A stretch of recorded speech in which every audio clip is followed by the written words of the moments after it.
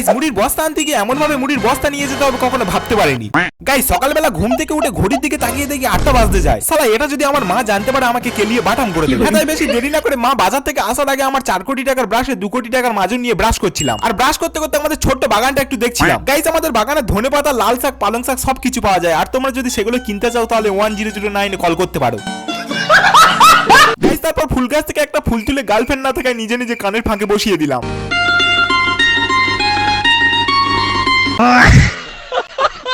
Guys তারপর brush করা হয়ে গেলে মুখ হাত পা ধুয়ে একটা গজা নিয়ে ছাটিয়ে দিলাম। বাহ শালা গজাটা বেশ ভালোই তো। এরপর গজাটাকে ছাটিয়ে আমার পালসারটাকে নিয়ে বেরিয়ে পড়লাম মুড়ি আনতে। হ্যাঁ তাই কয়েক বছর ধরে কুস্তি কাস্তা করে পালসারটাকে চালিয়ে চলে এলাম মুড়ির মিলে। এরপর মিলে আসতে কাকু বললে বাবু তুমি একটু ওয়েট করো, তোমাকে একদম স্পেশাল ভাবে মুড়ি ভেজে দেবো। হ্যাঁ তাই আমার পালসারটাকে একটা নিরাপদ জায়গায় পার্কিং করে বসেছিলাম। তারপর বেশ কিছুক্ষণ বসে থাকার পর ফাইনালি মুড়ি ভাজা হয়ে গেলে একটা মুড়ির বস্তা সামনে আর একটা মুড়ির বস্তা পিছনে নিয়ে একদম স্লো মোশনে যাচ্ছিলাম। কারণ একবার যদি হ্যান্ডেল এদিক ওদিক হয়ে যায় তাহলে এই সিতার দেখতে হবে না, শালা পুরো লঙ্কা গুঁড়োর মতন গুলগুল করবে।